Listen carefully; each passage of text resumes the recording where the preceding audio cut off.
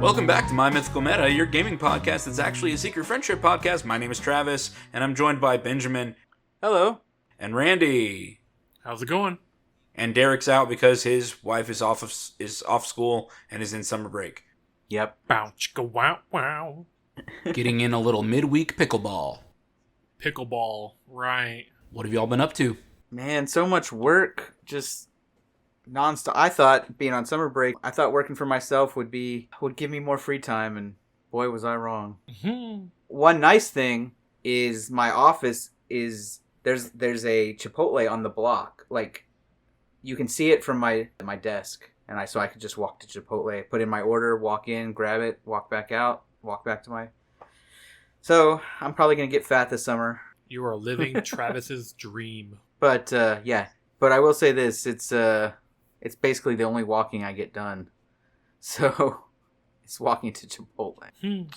So yeah, that's that. I am getting to spend a little more time with the family, and that's kind of nice to get to see the kids in the morning instead of leaving before they wake up. What about you, Randy? Work's been not like busy, but like I've got a few more, I guess, like projects that like my boss's boss gave to me, so that's exciting. And then personally, just trying to juggle 6 tabs of Expedia, Booking.com, and things like that, trying to get all of our stuff for Japan booked. So we got all the hotels booked. So now it's just, we need to go through and I guess get anything else booked, you know, Secret Labs and Mount Fuji stuff. Mm-hmm. Try to get that stuff figured out. Buses, trains. So it's going to be fun. But it's like stressful, but I'm like excited for it. I'm excited for y'all too. I can't imagine just going and doing whatever you want for 3 weeks. It sounds awesome. No kids. Right? That would be, well... I'm sure it's harder when you have kids because you're like, I miss them. Yeah. And that's a big part of it is, you know, now that I've got kids, it's like I'm in a weird position where I want to actually do all these things with them, but also I want them to be old enough to experience it and for it to be worth them going through that experience, because otherwise you're just hauling around a 2-year-old who will have no memory of any of it. Yeah. And then it's kind of not like souring your experience, but yeah, a little bit. This could have been more fun for everyone if you just had more cognitive control of everything. Right. If you weren't just a crazy maniac. I mean, yeah, that's basically kids, and it's worth it. When I got home, my kids had created a little carnival in the living room where they had a little claw machine. You sit down, and they had shoved a chopstick through a piece of cardboard and put a button on the other side, and when you move the chopstick, they would move their hand, and then you hit the button and they'd lower their hand and grab a toy and give it to you. And then they made like a little ball toss with prizes in the cups and a cup tower for you to knock over and get prizes, and it's just fun for them to do stuff like that, and you're like, man, if I hadn't had kids, it wouldn't, I wouldn't get to experience any of that, and it's awesome. But then also, there's definitely no trips to Japan when there's that. So highs and lows. Yeah, I will experience the miracle of child rearing through y'all by proxy. I will watch y'all do it and be like, oh, that's cute. Anyway, back to my life of being a dink. Dual income, no kids. Yep. That's awesome. This week I have been nursing Daisy back to health. Oh yeah. Yeah. If the cone is not on her, then she will lick her wounds. Mm-hmm. And the cone is too big for her to sleep in her own crate. Aww. So I have been making the sacrifice and sleeping upstairs with her on the bed. Oh, wow. Yeah. It's been pretty tough, y'all, to say goodbye to my wife and to have a whole bed to myself and share with just a dog curled up. Yeah. It's been pretty rough. But I also, have been super tired this week. I guess not sleeping in my normal bed has still kind of worn me out, but, it's whatever. I think that means you're getting old. That's probably true. To just be tired without any reason. Yeah. Well, and to not get enough sleep even though you Just because you're not sleeping in your own bed. Yeah. We better fix that.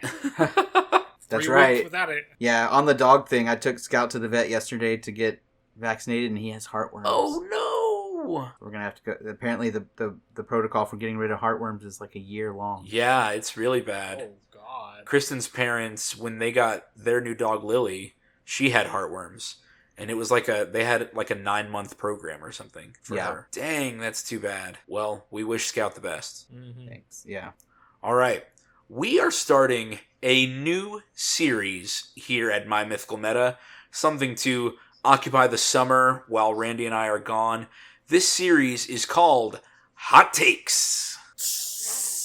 The idea for this came from Benjamin, and he has got some spicy ones coming up this summer, and you are really not going to want to miss our Hot Takes series. So make sure that you click subscribe and that you click that bell icon so that you can be notified for our new episodes coming out this summer. Our YouTube analytics are improving, y'all. The last time I mentioned these on the pod, we had about I think it was 76% of our viewers were not subscribed. Well, we're down to 67. Is that because we have fewer viewers or more subscribers? I think it's more subscribers. Hey, we have gone good. up 12 subscribers in the last month-ish. So that is pretty All right. nice. We're obviously still a young, fledgling, tiny baby podcast just learning to crawl. But it is nice to see the subscriber numbers steadily going up. So if you like what we're putting out and you're coming back each week for the new show, please click subscribe, click that bell.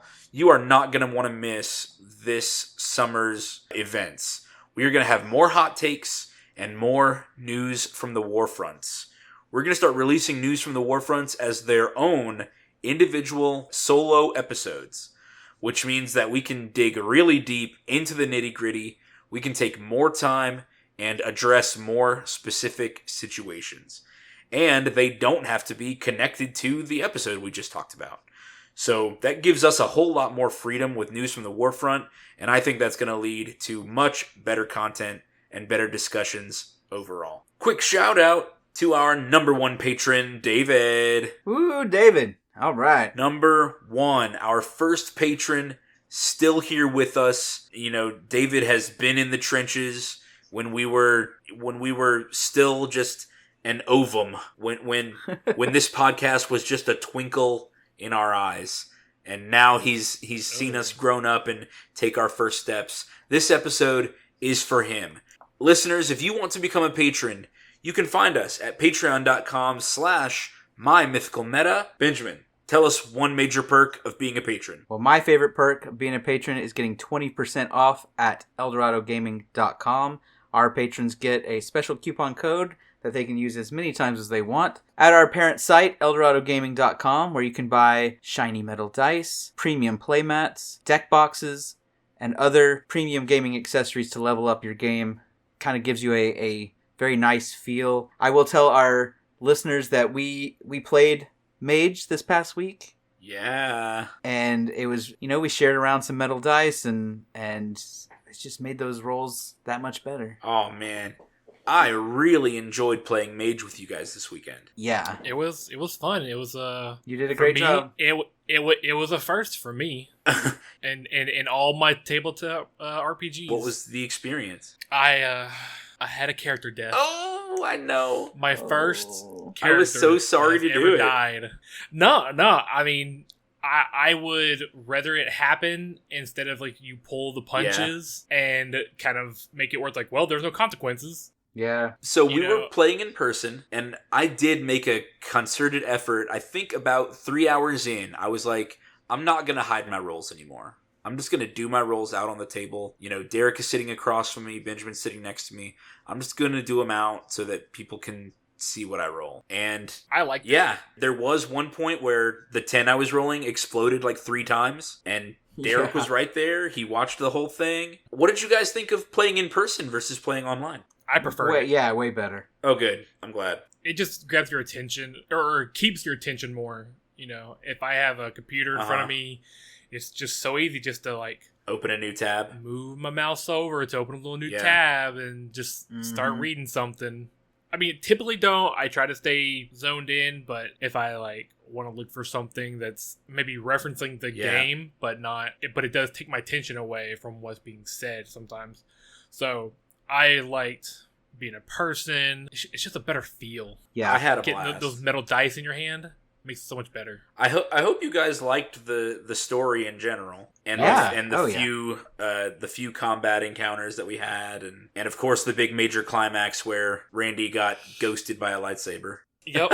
Yeah. Became one with the Force. That's right. Became one with the Force. Audience, I gave him a choice. I was like, do you want to, Darth Sidious this thing and jump into somebody else's body? Do you want to become one with the Force and be a ghost that offers people advice? You want to roll up a character a new character for next session? Randy said, goodbye, Black Phoenix, roll up a new character. Well, it was great because he like pulled up some music on his phone. Yes. Stood up, like, that's all stuff that you couldn't do online. So it was a ton of fun. I'm really glad you guys liked it. Maybe we'll do another episode where we just kind of reminisce on how the first major arc of Mage went. Yeah. That'd be fun. All right, Randy, what is the next perk for patrons? Early and ad-free content. You will always get the latest, greatest episodes of My Mythical Meta at Patreon without any ads or any other interruptions besides the ones that we throw in there because we go on a tangent. Yeah. The best ones. New listeners, those ads are coming in, and if you're listening through Patreon, then you're not going to have those. Beautiful. Next, you'll also receive access to the My Mythical Meta Discord server. This is where we are right now whenever we record episodes. This is where we post our show notes in order to talk about them beforehand. We have a deck tech in the work for one of David's first commander decks, and we're very excited to get that material out and to take ideas and feedback directly from our patrons. Like I said, this summer is the summer of hot takes. We have some striking opinions that we usually keep to ourselves, and we are just gonna let them out and air out our dirty laundry, send our hot takes out into the meta, and see what we get back. We're gonna take the arrows of the other members of the meta on our opinions.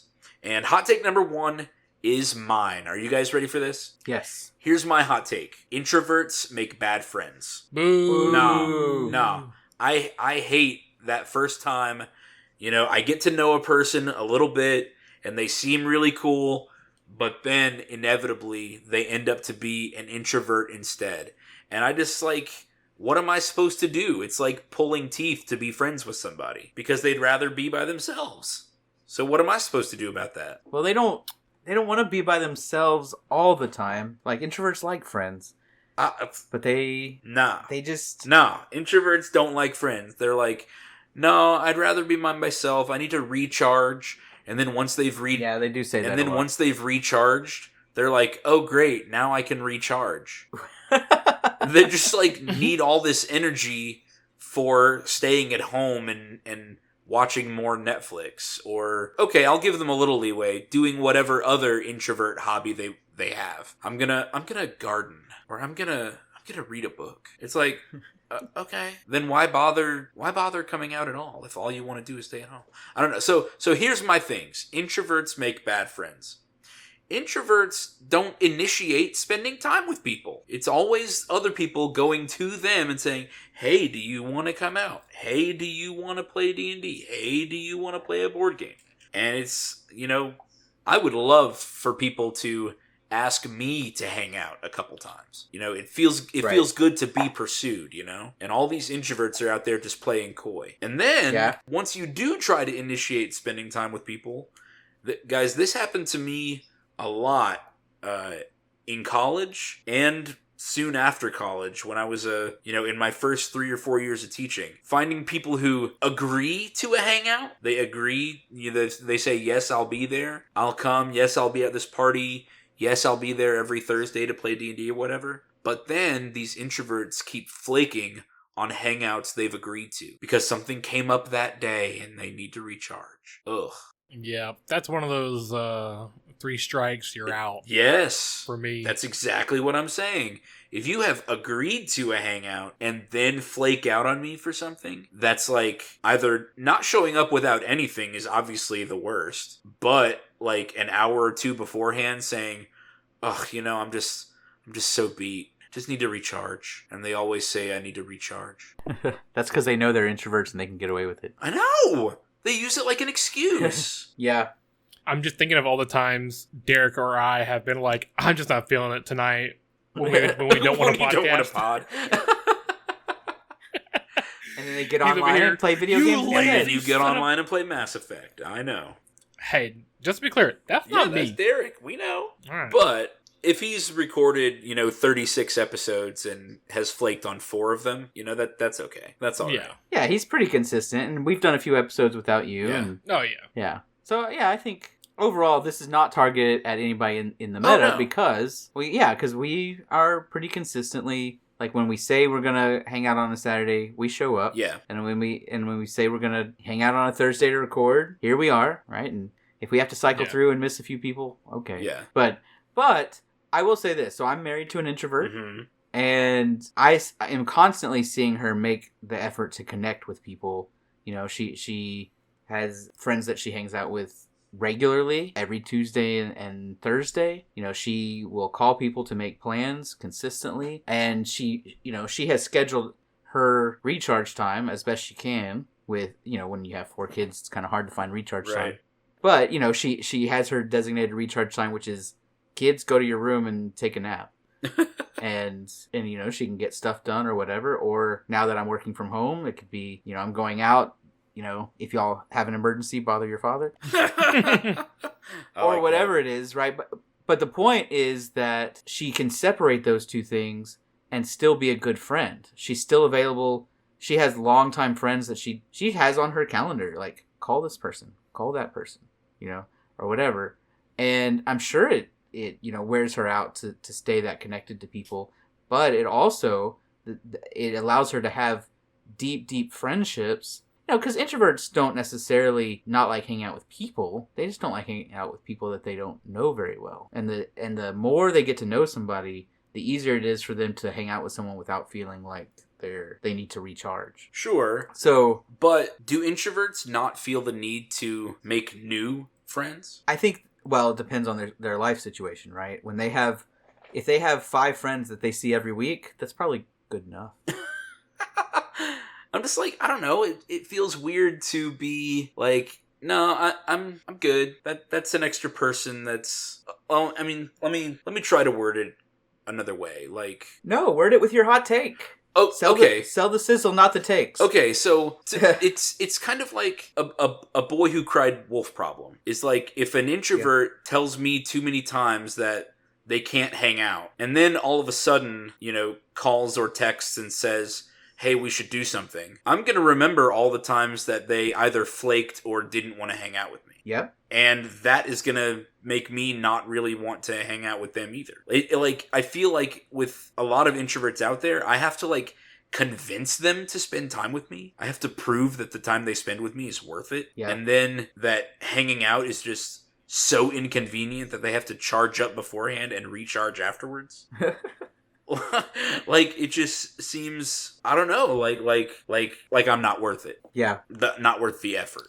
Or, well, maybe you're devil's not. advocate on their end, maybe it's like they're physically or mentally drained and they don't want to go in half-assed. Like, they don't want to show up because they agreed to, but then be miserable the whole time. Debbie Downer and bring your state down. They're like, it's better for me to not go than to go and put a bad taste in your mouth. I think that's a fallacy, though. I think that's selfish. That's the same people who tell a romantic partner that it's not you, it's me, I'm not good enough for you. Right. Like, let me choose that. Well, they don't. That's fair. They don't want to let you choose that. They want to choose it for you. Yeah. Or they're scared that you're going to choose what they're afraid of, which is to not be with them. But they're making that choice by not letting me be with them. Sure. Wouldn't you rather be the rejecter than the rejectee, even if it's you? I don't know. Let's say it really is you, and you're like, look, I'm screwing up this relationship, and I I'm toxic and I need to improve myself and whatever, and I'm I'm a Debbie Downer, I'm miserable, but it's not anything they've done, it's my own personal problems.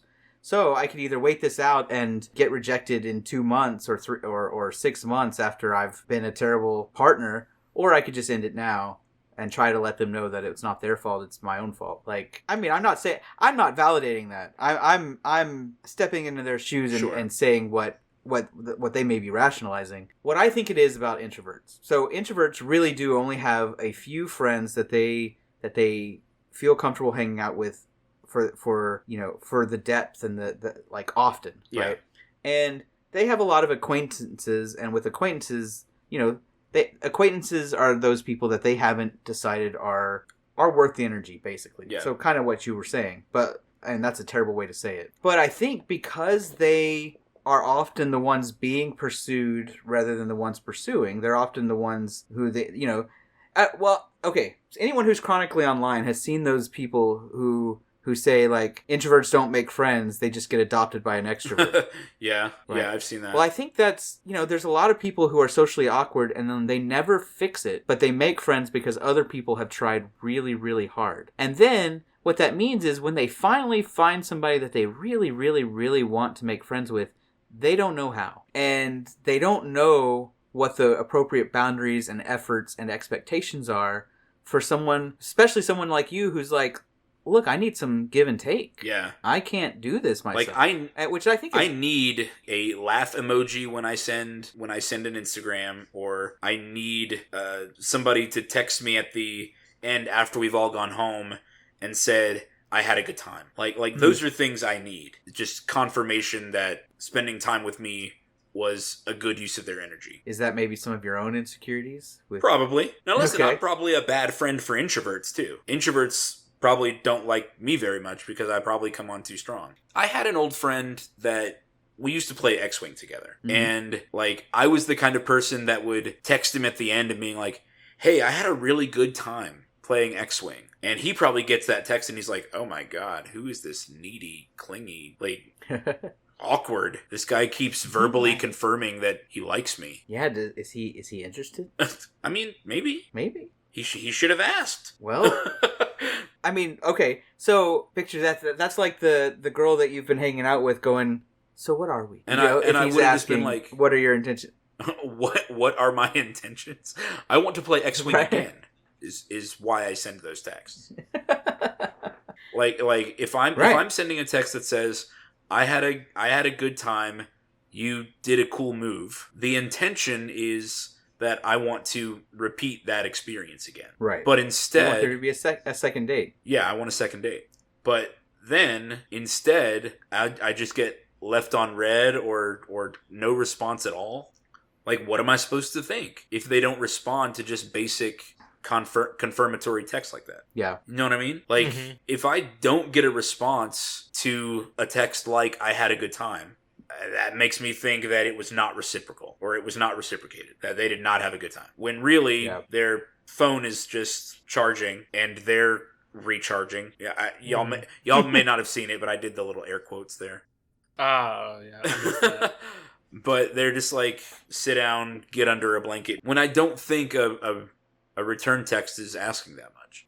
Yeah. Okay, so what else here? We've got return texts. And this is not really a pushback because I agree with you, but I am going to confess to being a bad friend sometimes. I have some texts currently that are unread because I see the preview, and so I know that they are. I know what the texts say, and it's only 2 of them, but I know what the texts say, and so I go ahead and swipe them so that they don't get a read receipt. So it's not left on read; It's left on delivered, even though I know what it says. And I'm sitting there thinking, okay, I don't know how I want to respond or whatever. Or I'm so busy, I'm in the middle of writing something, I don't want to break my flow, or whatever. Sure. And then I'll forget about it till I see that I had an unread message, like maybe 2 days later, and then I'm thinking, oh man, if I respond now, that's really awkward. Like, I mean, or they might think I'm initiating it. So let me give you an example. Like, this isn't a real life example, but let's say you texted me to say, hey, I hope you made it home okay. I had a really good time. Let's do it again sometime. And I left you on read, or I didn't even read it, so I left it on delivered or whatever. And then the next day I wake up and I wake up late, so I'm in a hurry and I don't respond. And so now it's 2 days later, say it's Monday morning, and I'm like, oh yeah, I need to respond to that text. If I respond on Monday saying, hey, I had a good time too, it might lead you to think, oh, is he trying to set something up for this weekend? And I'm not saying, like, there's nothing wrong with that, except that an introvert might be like, I don't want to schedule anything new right now. I still need to recharge. If I'd responded then, it would have been okay, but now I can't respond because... And this is where we come back to my Mythical Meta's, like, mantra. Just honest, clear communication. All somebody would need to say to me is, I got your text, but I got distracted. I had fun too. Or even, yeah, I had fun too. Maybe we can play again in a few weeks. Yeah. If you don't want anything... Just be honest. Just be honest. Like, I think that's what I always prefer. If somebody doesn't want to be my friend, just like tell me up front and be done with it. I would much rather someone tell me up front rather than agreeing to a hangout and then flaking or whatever. I would much rather somebody say, you know what, that sounds fun, but I don't know, because I also might not accept this. That sounds fun, but there's a new episode of whatever I need to catch up on. I don't know that I would accept that either. Yeah, that would sound worse to me. Like the episode. It's not like the episode's gonna go away. Yeah. In fact, this may be its own hot take. I'm annoyed when people now that streaming is a thing and shows don't come out for their 30-minute episode and you watch it or you miss it. I'm annoyed that you have to catch it tonight instead of hanging out with me. Yeah, but I do have to watch Bachelor live though. Well, that's part of what I was thinking. I do have to watch Bachelor live because the podcast that I follow, the recap, they do live Discord chats over it as the episode's happening. And I can take part in those if I watch it live. Yeah. Yeah, you got to make sure that you're ready for the water cooler conversation in the morning. But, like, this is obviously specific to me, and every introvert out there has things specific to them, and I get that. But, like, the podcast that I watch covers The Bachelor as if it's a sporting event. And so, if I am watching it live, I can make commentary like it's a sporting event with them. But if I don't watch it live... you have plans with other... that's me saying I have plans with other people. Right, and that's fine. And I would accept that differently if someone said, "Hey, I have plans with other people to watch this tonight." It's already like it's something we do every week or whatever. But a lot of people, like the latest thing is Bridgerton, right? And I'm sitting there or House of the Dragon online coming out on Sunday evenings, and everybody's like, "Oh, gotta watch it." So, and I'm like, you could also watch it Monday. Like you could watch it, an hour later. You could watch it 2 hours later. Mm-hmm. Like if the only time that we can hang out is right after your favorite show just dropped. Like, okay, I see that you don't just value the show more than me, because that might be legitimate. If it's your fandom, like, and I'm a new friend, okay. Yeah. But like, you don't just value the show more than me, but you also value seeing the show an hour earlier than you value me. And that to me feels, that's a little bit more of a slight than, because like... Yeah. And that goes back to... New Star Wars movie comes out. That goes back to what I was trying to say earlier, is that I have to prove that spending time with me is worth it. That I have to convince someone to spend time with me. And I feel like most extroverts don't need as much convincing. Right. Yes. Yeah. Yeah, they're just like, okay, let's find a time. I can't do these because of prior commitments, but let's do whatever. This episode is brought to you by our sponsor, Eldorado Gaming. Eldorado Gaming is your site for gifts and gaming accessories like dice, playmats, and other items to bling out your games. This product showcase is our treasure dice. For the fledgling dice goblin and for longtime collectors, these dice come in 8 beautiful and striking color varieties. If you want to try out the weight and feel of metal dice, these are the dice for you. Use the promo code META for 10% off your order. Find us on YouTube at Eldorado Gaming TX or our home site at eldoradogaming.com. So I have the opposite problem with extroverts, which is I can't find a time to hang out with them because they're too busy. See, and here's another thing. I think I'm an extrovert, but I still only have like 6 core friends. Yeah, same with me. Now, Kristen, I think, is really something special.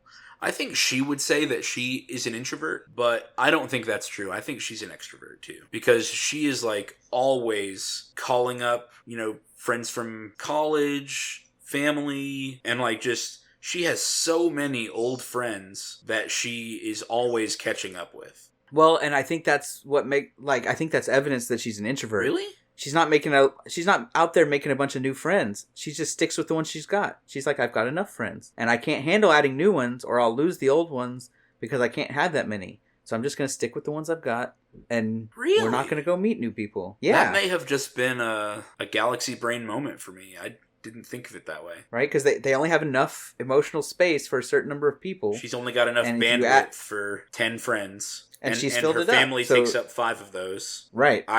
I take up 1. But she doesn't really have to carve out time for me.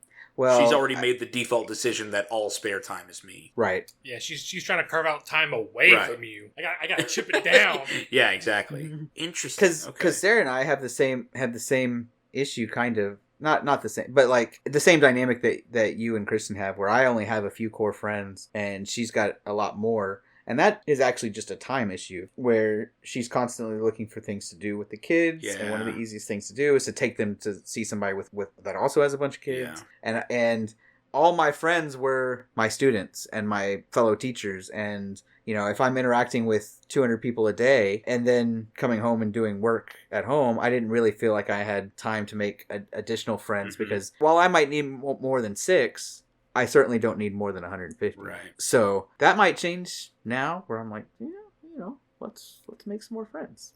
Yeah. But, Because whereas Kristen's got a with- book club now that she goes to, I think every other week, or maybe it's once a month. Yeah. But she has a call with her 2 Oklahoma friends that happens every couple weeks. She has a call that happens with her Notre Dame friends that happen every couple weeks. Mhm. Like, they have, scheduled Skype times. that's crazy. Mhm. I couldn't. I know, I couldn't But, do that. I mean, but do you think that's an But that's introvert what you thing, want. though? I sort of. If they I have, actually think- strictly scheduled hangout times? I don't know if that's an introvert or extrovert thing. I think that's more, but I do think introverts can handle that pretty well because so you have these established friends that you already know what you're going to talk about. You already have the core memories together. You've already done all the hard parts. Sure. And now it's just maintenance. It's comfortable, right? Introverts take a while to get comfortable Yeah. with people. And so she's not doing anything to make new friends because she's filling up her time with comfortable people. And I'd probably say even a step further than that, I think introverts do a great job or a better job being online or on the phone rather than meeting people in person and like clubbing or going to any third place like Derek talks about, or those sorts of things where there might be strangers. There's no strangers online. There's either anonymous people that you can totally ignore with no repercussions, or there's the people you seek out and are already close to, and so there's no chance that someone's going to come up to you and say, hey, can I buy you a drink?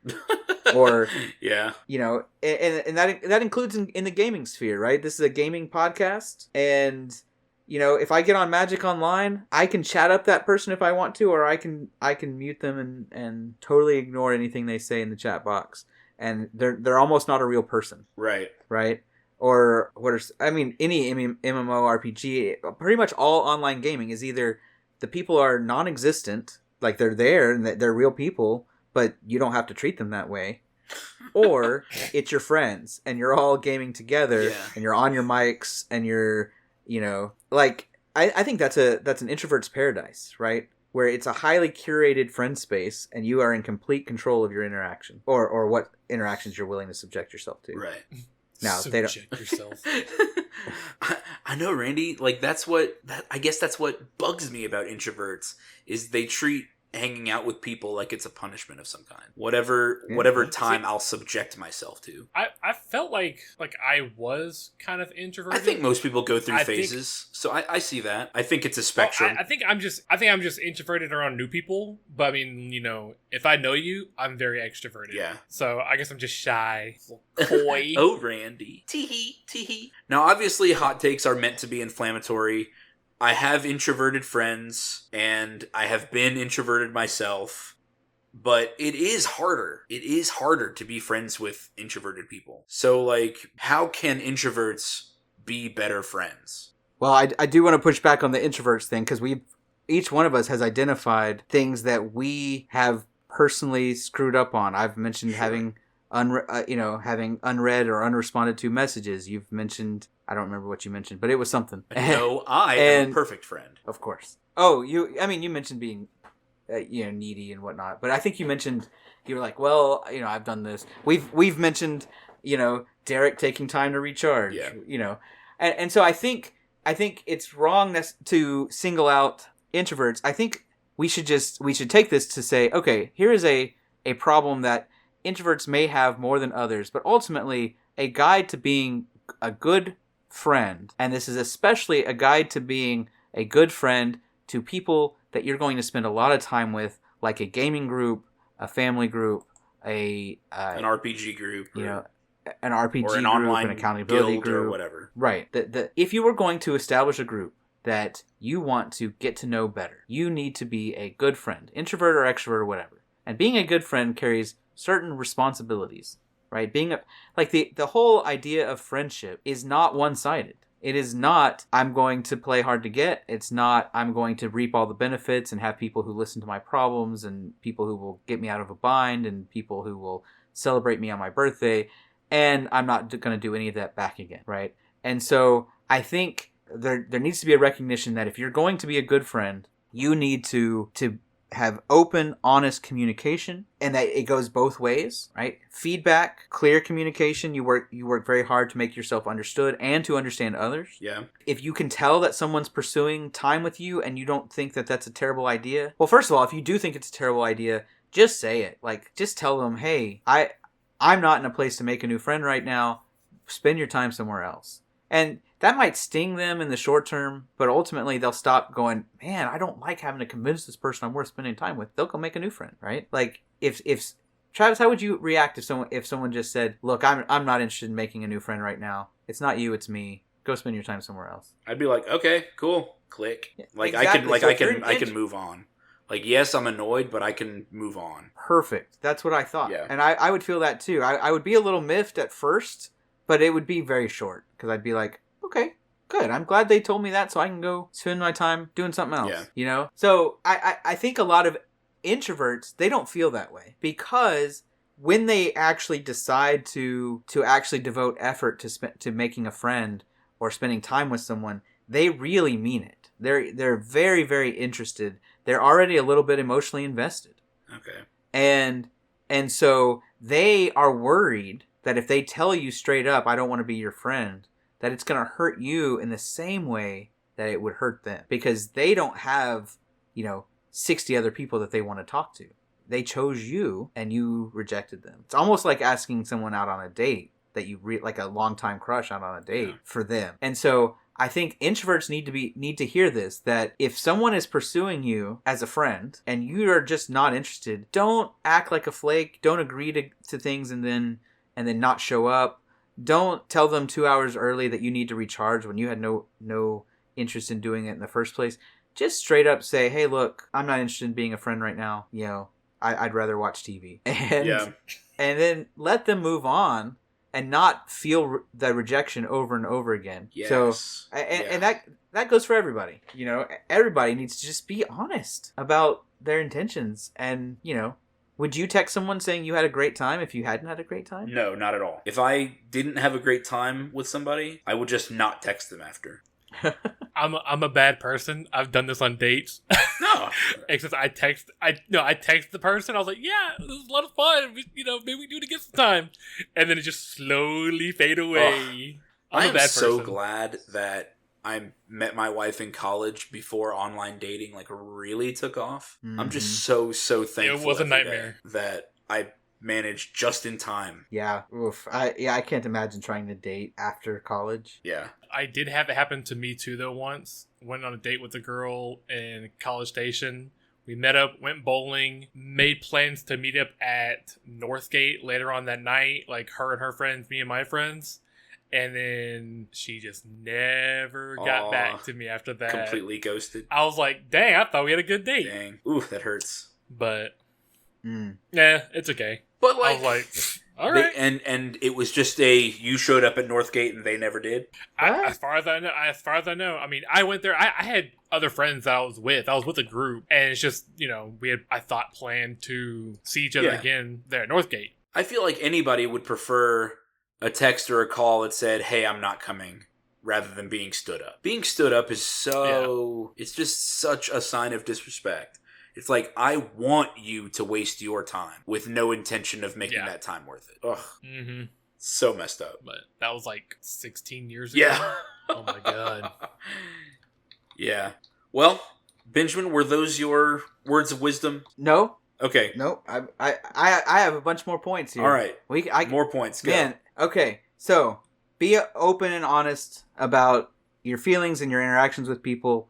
And I think if that was just the expected norm in society, everybody would be better off. But there's that. But then also, I think some allowances need to be made on both sides for understanding that some people want to have more friends than others, and some people are more interested in making friends than others. And for everyone to just know who they are and make an effort to figure out who the other people are, and have a little bit of grace for the people who are not the same. Be understanding. And I think, obviously, working to be empathetic and understanding will help everyone be better and be better friends. And then finally, recognize that if someone is earnestly trying to be your friend and you like that, you want to be their friend, you need to put in some effort. And this will go into a kind of a long-running theme on my Mythical meta, which is do hard things. Yeah. If it's draining and tiring and uncomfortable to initiate a text conversation or to go bowling when you're tired, or whatever it is, but you're interested in that person and having that person as a friend, do it anyway, because they will appreciate that you made an effort to pursue them and it's not one-sided. Because people like Travis here recognize when a relationship feels one-sided and they start to withdraw or get frustrated or move you down on their list of friends. Yep. Right? Yep. They'll take you out of their MySpace top 8. I was literally about to say that. You might be bumped down to number 9. I don't know about y'all, but my MySpace top 8 was a highly curated, very special set of people back when I was in high school. Absolutely. That was really you start important. Dating someone and move them into your top 8 and you break up and they're gone. Yep. That was an important thing to keep track of, too. I was always going to my crushes page to see if I was ever in their top 8 or not. I wasn't. Right. Well, the big decision was always, you broke up with somebody, who are you moving into that 8th spot? Oh, yeah. Who comes into the coveted number 8? That's right. Now that we've dated ourselves quite a bit, the point is, for you introverts or extroverts that are either selfish or new to this friendship thing or have trouble with social interactions, there are legitimate reasons to not necessarily know how to be a good friend, but you should also be working on it. You should be making conscious efforts to do things once you know that a potential friend would appreciate it, that it could help. And now I'm telling you, just because it's hard doesn't mean it's an excuse not to do it. For the ones that you don't want to expend that energy on, just tell them so that they aren't feeling that constant rejection. And for the ones that you are interested in, do it even though it's hard, because they will appreciate it and y'all can draw closer, and eventually it will become easier for you as they move into your inner circle and you don't have to expend as much energy to hang out with them. And so it works better for both of you if you'll take a few moments during the early stages of your friendship to do things that don't come easy to you. And of course, extroverts, once you've made an introvert friend, you're going to have to spend more energy to deepen that friendship. Yeah.